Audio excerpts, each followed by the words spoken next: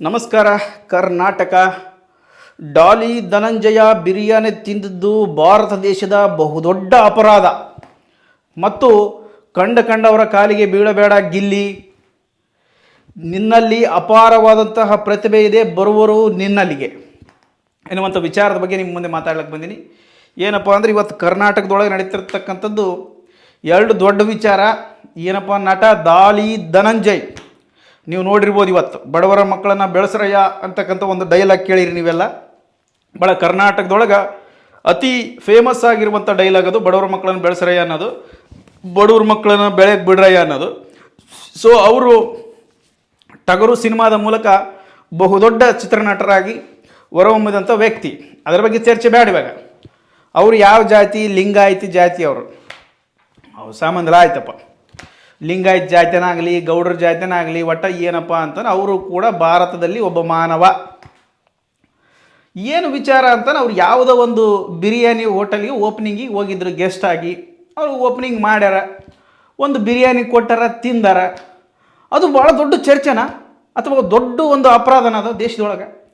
ಏನು ವಿಚಾರ ಮಾಡಕತ್ತೀರಿ? ಮಾಡೋ ಚರ್ಚೆಗಳು ಮಾಡ್ರಲೇ ನಿಮ್ಮವನ ಅಂತಂದ್ರೆ ಈ ಉದ್ರಿ ಚರ್ಚೆಗಳು ಮಾಡಕಚ್ಚಿಬಿಟ್ರೆ ನಮ್ಮ ಮಂದಿ ಎದಕ್ಕೆ ಬೇಕಾಗೈತೆ ಅಂತ. ಆ ಚರ್ಚೆ ಮಾಡೋದ್ರಿಂದ ಏನು ಸಾಧಿಸ್ತೀರಿ ನೀವು? ಕೋರ್ಟಿಗೆ ಹೋದ್ರೆ ಅದರಿಂದ ಕೇಸ್ ಹಾಕಿರಿ, ಏನಾರು ಮಾಡ್ಬೋದಾ? ಏನೇನೇನೇನೇನೇನೇನು ಮಾಡೋಕ್ಕಾಗೋದಲ್ಲ ಅದನ್ನು. ಅದು ಆತನ ವೈಯಕ್ತಿಕ ವಿಚಾರ, ಆತನ ತಿಪ್ಪಲದು. ಆತ ಏನು ಮಾಡ್ತಾನೆ ಆತಕ್ಕೆ ಬಿಟ್ಟಿದ್ದದು. ಅದು ವೈಯಕ್ತಿಕ ಸ್ವಾತಂತ್ರ್ಯ, ಅದು ಕಾನೂನಿನೊಳಗೆ ಐತದ. ಆತನ ಹಕ್ಕು, ಆತಕ್ಕೆ ಬೇಕಾಗಿರುವಂಥ ಆಹಾರವನ್ನು ಬಯಸುವಂಥದ್ದು ಮತ್ತು ತಿನ್ನುವಂಥದ್ದು ಆತಕ್ಕೆ ಬೇಕಾಗಿರುವಂಥ ಹಕ್ಕದು. ನೀವೇನು ಗೆಣಸ್ ಕೇಳ್ತೀರಿ ಅದನ್ನು? ಎದಕ್ಕೆ ಬೇಕಲೇ ಕೊಡಿ. ನಿಮಗೆ ಅನವಶ್ಯಕವಾಗಿರುವಂಥ ಮಾಹಿತಿಗಳನ್ನು ಚರ್ಚೆ ಮಾಡೋದು, ಅನವಶ್ಯಕ ಮಾಹಿತಿಗಳ ಬಗ್ಗೆ ಎಲ್ಲರಿಗೆ ಚರ್ಚೆ ಸಾರಿಬಿಡೋದು ವಿಷಯನಾ ಅದು? ಅದು ಒಂದು ಬೇಕಾಗಿರುವಂಥ ವಿಷಯನಾ ಅದು? ಏನು ಮಾತಾಡ್ತೀರಿ? ನನಗೆ ಒಂದು ಅರ್ಥ ಆಗೋಲ್ತು. ಡಾಲಿ ಧನಂಜಯ ಲಿಂಗಾಯತರಾಗಲಿ ಆಯ್ತು, ಇವಾಗ ಆಯ್ತು ಬಿರಿಯಾನಿ ತಿಂಬೋದು ತಪ್ಪು ಅಂತಿರಲ್ಲಪ್ಪ. ಈಗ ಆ ಜಾತಿಯೊಳಗೆ, ಆ ಸಮುದಾಯದೊಳಗೆ ಯಾರು ಗುಟ್ಕ ತಿನ್ನಂಗಿಲ್ಲನು, ಯಾರು ಸರಾಯಿ ಕುಡಿಯಂಗಿಲ್ಲನು.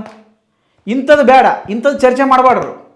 ಆ ಜಾತಿಯೊಳಗೆ ಯಾರು ಬಸವಣ್ಣನನ್ನು ಪಾಲನೆ ಮಾಡಕತ್ತಾರ, ಯಾರು ಬಸವೇಶ್ವರರನ್ನು ಇಡೀ ನಾಡೇ, ಇಡೀ ಪ್ರಪಂಚವೇ ವಿಶ್ವದ ಗುರುವೆಂದು ಸಾರಿರುವಂತಹ ಬಸವಣ್ಣನವರ ಧರ್ಮದಲ್ಲಿ ಹುಟ್ಟಿದಂತಹ ಅಥವಾ ಬಸವಣ್ಣನವರ ಜಾತಿಯಲ್ಲಿ ಹುಟ್ಟಿದಂತಹ ವ್ಯಕ್ತಿಗಳು, ಬಸವಣ್ಣನವರ ಆದರ್ಶ ತತ್ವಗಳನ್ನು ನೀವೆಲ್ಲರೂ ಪಾಲನೆ ಮಾಡಕತ್ತೀರೇ?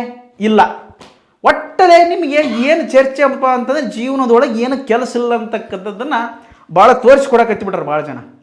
ಅಷ್ಟರ ಮಟ್ಟಿಗೆ ಚರ್ಚೆ ಮಾಡುವಂಥದ್ದು ಅದು ಏನು ಎಷ್ಟು ಸರಿಯಪ್ಪ? ಅದು ಒಂದು ಬಿರಿಯಾನಿ ತಿನ್ನಬಾರ್ದು, ಆತನ ಜೀವನ ಆತನ ಇಷ್ಟ ಕೊಡೆ, ಒಟ್ಟಿಗೆ ಏನು ಬೇಕಾ ಅದು ತಿಂತಾನಂತ.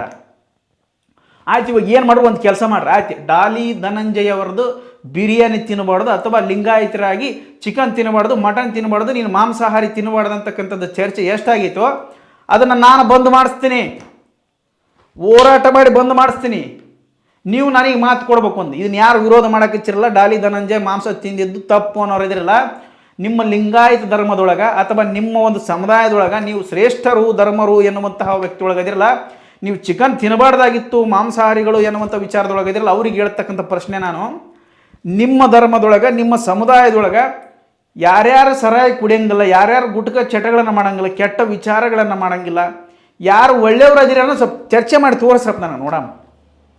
ಎಲ್ಲರ ಧರ್ಮದೊಳಗೆ ಇದ್ದಿದ್ದ, ಎಲ್ಲರ ಜಾತಿ ಒಳಗೆ ಇದ್ದಿದ್ದ, ಎಲ್ಲ ಭೂಮಿ ಮ್ಯಾಗ ಎಲ್ಲವನ್ನು ಮಾಡ್ತಾನೆ. ತಪ್ಪು ಮಾಡ್ಲಾರ್ದಾನೆ ಯಾರ? ಅದು ತಪ್ಪಲ್ಲ, ಅದು ತಿಂತಕ್ಕಂಥ ತಪ್ಪು ಅಂತ ಹೇಳಕಚ್ಚಿಲ್ಲ. ತಪ್ಪು ಮಾಡ್ಲಾರ್ದಾರ ಯಾರ? ಅದನ್ನು ಚರ್ಚೆ ಮಾಡೋದು ಬಿಡ್ರಿ ಅಂತ ಹೇಳಕತ್ತೀನಿ ನಾನು ಅಷ್ಟೇ. ಅದು ಬಿಟ್ಟು ಹುಚ್ಚುಚ್ಚಾಕರಿ ಏನು ತಿಳಿದು ಮಾತಾಡ್ತೀರಿ, ತಿಳಿದು ಇನ್ಸ್ಟಾಗ್ರಾಮ್ ಒಳಗೆ, ಎಕ್ಸ್ ಒಳಗೆ ಎಲ್ಲಿ ತಗೊಂಬಂದಿಲ್ಲ ಅದನ್ನ ಚರ್ಚೆ ಮಾಡುವಂಥ ಅವಶ್ಯಕತೆ ಏನೈತಿ? ಬಿರಿಯಾನಿ ತಿಂದಿದ್ದು ಏನು ದೇಶದೊಳಗೆ ಯಾರ್ಯಾರು ತಿಂದೇ ಇಲ್ಲ ಬಿರಿಯಾನಿ, ಈ ದೇಶದೊಳಗೆ ದೊಡ್ಡ ಮಹಾ ಅಪರಾಧ ಅದು ಅನ್ನುವಷ್ಟರ ಮಟ್ಟಿಗೆ ಬಿಂಬಿಸಕತ್ತಿಬಿಟ್ರಿ ಅದನ್ನು. ಏನು ತಿಳಿಲ್ದು ಮಾತಾಡ್ತೀರ ನನಗೊಂತೊಂದು ಅರ್ಥ ಆಗೋಲ್ತಪ್ಪ. ನಿಮಗೆ ಬಿಟ್ಟು ಇದ್ರ ಬಗ್ಗೆ ಚರ್ಚೆ ಭಾಳ ಮಾಡೋಕ್ಕೆ ಹೋಗ್ಬೇಡ್ರಿ. ಸುಮ್ಮನೆ ಸಮಯ ಅನವಶ್ಯಕವಾಗಿರುವಂಥ ಖರ್ಚು ಮಾಡಕತ್ತೀರಿ. ಅದು ಬಿಟ್ಟು ಬೇರೆ ವಿಚಾರಗಳ ಬಗ್ಗೆ ಮಾಡ್ರಿ ಅಂತ ಹೇಳ್ತಾ ಈ ವಿಷಯವನ್ನು ಇಲ್ಲಿಗೆ ಮುಗಿಸಕತ್ತೀನಿ. ಇನ್ನೊಂದು ವಿಚಾರ ಏನಪ್ಪ, ಗಿಲ್ಲಿ ಬಿಗ್ ಬಾಸಲ್ಲಿ ಗಿದ್ದಿರುವಂಥ ಗೆಲ್ಲಿ ಇವತ್ತು ಆ ಕನಕಪುರದಲ್ಲಿ ಒಂದು ಉತ್ಸವ ಇತ್ತು. ಆ ಉತ್ಸವಕ್ಕೆ ಹೋಗಿದ್ದ ಏನು ಜನ, ಏನು ಕ್ರೇಜು, ಅದು ನನಗೆ ಅದೆಲ್ಲ ಏನು ದೊಡ್ಡ ಮ್ಯಾಟ್ರ್ ಆಗಲಿಲ್ಲ. ಆ ವಿಷಯ ನಾನು ಹೇಳಕ್ಕೆ ಬಂದಿಲ್ಲ. ಈಗ DK ಶಿವಕುಮಾರ್ ಅವರಿಗೆ ಕಾಲಿಗೆ ಬಿದ್ದಂಥ ಗಿಲ್ಲಿ ಬಗ್ಗೆ ವಿಚಾರ ಮಾಡಕತ್ತೀನಿ. ಗಿಲ್ಲಿ ಯಾಕೆ ಕಂಡವ್ರಿಗೆ ಕಾಲಿಗೆ ಬೀಳ್ತೀನಿ ಅಂತೀನಿ ನಾನು. ಕಾಲಿಗೆ ಬೀಳೋದು ಎಷ್ಟು ಸರಿ ಹೇಳೋದು? ಈಗ ನಿನ್ನಲ್ಲಿ ಪ್ರತಿಭೆ ಅದ, ನಿನ್ನಲ್ಲಿ ವಿಶೇಷವಾಗಿರುವಂಥ ಪ್ರತಿಭೆ ಅದು, ಅದಕ್ಕೋಸ್ಕರ ನಿನ್ನನ್ನು ಕರೆಸ್ತಾರೆ ಅವರು. ಜನ ನಿನ್ನನ್ನು ಕೇಳಕತ್ತಾರ, ನಿನ್ನ ಕಾಮಿಡಿ ಇಷ್ಟ, ನಿನ್ನ ಮಾತುಗಳಿಷ್ಟ, ನಿನ್ನ ವ್ಯಕ್ತಿತ್ವ ಇಷ್ಟ, ನಿನಗೆ ಅಭಿಮಾನಿಗಳಾಗ್ಯಾರ, ನಿನ್ನನ್ನು ಕರೆಸ್ತಾರ. ಹಂಗಂತೇಳಿ ನೀನು ಬಂದು ಅವ್ರ ರಾಜಕಾರಣಿಗಳ ಕಾಲಿಗೆ ಯಾಕೆ ಬೀಳ್ತಿ? ಯಾರ ಕಾಲಿಗೆ ಬೀಳಕ್ಕೆ ಹೋಗ್ಬೇಡ. ಹಂಗೇನಾರ ನಿನಗೆ ಕಾಲಿಗೆ ಬೀಳ್ಬೇಕಪ್ಪ ಅಂತ ಮನಸ್ಸು ಹೆಂಗಿತ್ತಪ್ಪ ಅಂತಂದ್ರೆ, ನಿನಗೆ ಮೊದಲು ಯಾರು ಅವಕಾಶ ಕೊಟ್ಟಾರ ನೋಡು, ನಿನಗೆ ಪ್ಲಾಟ್ಫಾರ್ಮ್ ಏನು ಮಾಡಿ ಕೊಟ್ಟಾರ ನೋಡು, ಈ ಗೆಲ್ಲಲಿಕ್ಕೆ ಅಥವಾ ನೀನೊಂದು ಪ್ರತಿಭೆ ಹೊರಬರಲಿಕ್ಕೆ ಯಾರು ಕಾರಣೀಕರ್ತರಾಗಿದ್ರು, ನಿಜವಾಗಿ ನಿನಗೆ ಮಾರ್ಗವನ್ನು ತೋರಿಸಿದಂಥವ್ರು, ಈ ದಾರಿಗೆ ಹೋಗಲೇ ಕೊಡೆ ನೀನು ಗೆತ್ತಿದಿ, ಈ ದಾರಿಗೆ ಹೋಗು ನಿನಗೆ ಜೀವನ ಸಿಗ್ತದಂತ ಯಾರು ಹೇಳಿಕೊಟ್ರು ನೋಡು, ಅಂಥವ್ರಿಗೆ ಅವ್ರ ಅಣ್ಣ ಆಗಿರಲಿ, ತಂದೆ ತಾಯಿ ಆಗಿರಲಿ, ಸ್ನೇಹಿತ ಆಗಿರಲಿ, ಇನ್ನೊಬ್ರಿಗೆಲ್ಲ ಅವ್ರಿಗೆ ಕಾಲಿಗಳು ಏನು ತೊಂದರೆ ಇಲ್ಲ. ಈ ರಾಜಕಾರಣಿಗಳು ಈಗ ನಿನ್ನ ಕ್ರೇಜ್ ನೋಡಿ, ನಿನ್ನ ಫ್ಯಾನ್ ಫಾಲೋವರ್ಸ್ ನೋಡಿ, ನಿನಗಿರುವಂತಹ ಒಂದು ಕ್ರೇಜ್ ನೋಡಿ ಕರ್ಸಕತ್ತಾರೆ ನಿನ್ನವರು. ಇವರೇ ಏನಾರು ನಿನಗೆ ಈ ಒಂದು ಬಿಗ್ ಬಾಸ್ಗಿನ ಮುಂಚಿತವಾಗಿ ನಿನಗೇನಾದ್ರೂ ಕರೆದು ಸನ್ಮಾನ ಮಾಡಿದ್ರಪ್ಪ ಅಂತಂದ್ರೆ ಅವ್ರಿಗೆ ಕಾಲಿಗೆ ಬೀಳು, ತಪ್ಪೇನಿಲ್ಲ. ಈಗ ಯಾಕೆ ಕಾಲಿಗೆ ಬೀಳ್ತೀವಿ ಅವರಿಗೆ? ನಿನ್ನಲ್ಲಿರುವಂಥ ಶಕ್ತಿ ಅದು, ನಿನಗೋಸ್ಕರ ಜನ ಬಂದಿರ್ತಾರ, ನೀನು ಹೋಗಿ ಅವ್ರವ್ರ ಕಾಲಿಗೆ ಯಾಕೆ ಬೀಳ್ತೇವೆ ಮರ? ಅದು ರಾಜಕಾರಣಿಗಳ ಕಾಲಿಗಂತೂ ಯಾರ ಕಾಲಿಗೆ ಬೀಳೋಕೋಬೇಡ. ಅದು ಯಾರೇ ಆಗಿರಲಿ, ಸಿದ್ದರಾಮಯ್ಯ ಆಗಿರಲಿ, ಡಿ ಕೆ ಶಿವಕುಮಾರ್ ಆಗಿರಲಿ, ಪರಮೇಶ್ವರ ಆಗಿರಲಿ, ನರೇಂದ್ರ ಮೋದಿ ಆಗಿರಲಿ, ಯಾರ ಆಗಿರಲಿಲ್ಲಪ್ಪ. ಆ PM ಬಂದರೆ ಯಾಕೆ, ಅಮಿತ್ ಶಾ ಬಂದರೂ ಕೂಡ ನೀನು ಯಾರಿಗೂ ಕಾಲು ಮುಗಿಯೋಕೆ ಹೋಗಬೇಡ. ಅದು ನಿನ್ನಲ್ಲಿರುವಂಥ ಪ್ರತಿಭೆ ನಿನ್ನನ್ನು ಗೌರವದಿಂದ ಬೆಳೆಸ್ತೈತೆ. ಅದು ಬಿಟ್ಟು ಹುಚ್ಚುಚ್ಚಾಕಾರ ಅವ್ರಿವ್ರಿಗೆ ಕಾಲು ಮುಗಿದ್ನೆ, ಅವ್ರಿವ್ರಿಗೆ ನಾನು ನಮಸ್ಕಾರ ಮಾಡಿದ್ನಿ, ಎದಕ್ಕೆ ಮಾಡ್ತೀಯ? ಅದು ನಿನ್ನಲ್ಲಿ ಅಪೂರ್ವವಂಥ ಪ್ರತಿಭೆ ಐತೆ. ಆ ಥರ ಮಾಡೋಕೋಬೇಡ. ಕಾಲಿಗೆ ಬೀಳೋದ್ರಿಂದ ನಿನ್ನ ಅಭಿಮಾನಿಗಳಾಗಿರ್ತಕ್ಕಂಥ ನಮ್ಮಲ್ಲಿ ಒಂದಷ್ಟು ಏನೋ ಒಂದ್ಸರ ಮತ್ಸರ, ಒಂದಷ್ಟು ಜಿಗುಪ್ಸೆ ಉಂಟಾಗ್ತದೆ ನಮ್ಮಲ್ಲಿ. ಸೊ ಹಂಗಾಗಿ ಆ ಥರದ ಒಂದು ಕಾರ್ಯಗಳು ಬೇಡ. ನಿನ್ನ ಬಗ್ಗೆ ಭಾಳ ಅಭಿಮಾನ ಅದ, ಭಾಳಷ್ಟು ಅಭಿಮಾನಿಗಳು ಕೂಡ ನಿನ್ನಲ್ಲಿ ಈಗ ದೊಡ್ಡ ದರ್ಶನ್ ಮತ್ತು ಸುದೀಪ್ಗಿರುವಂಥ ಕ್ರೇಜ್ ನಿನಗೆ ಬರಾಕತ್ತೈತಿ. ಅಷ್ಟು ಜನ ಎಲ್ಲಿ ಹೋದರೂ ಕೂಡ ಎಲ್ಲ ಬಿಗ್ ಬಾಸ್ ಮುಗಿದ್ಮಾಕ ಒಬ್ಬನು ಕೂಡ ಮುಷ್ಟಿ ನೋಡ್ತಿಲ್ಲ, ಯಾವನಿಗೆ ಗೆದ್ದ ನಮ್ಮದುಗಳು ಗೊತ್ತಾದಿಲ್ಲ ನಮ್ಗೆ. ಹನುಮಂತ ಗೆದ್ದಿದ್ದು ಒಂದು ಸ್ವಲ್ಪ ಒಂದು ವಾರ ಟ್ರೆಂಡಿನಾಗಿತ್ತು. ಇನ್ನೇನಪ್ಪ ನಿಂದು ತಿಂಗಳಾಗಿ ಬಂದು ಸೆನೆವು. ಆದರೆ ಏನು ಅರ್ಬಟ್ಟೈತಿ ನಿಂದಪ್ಪ ಆ ರೇಂಜ್ಗೆ ಅರ್ಬಟ್ಟೈತೆ.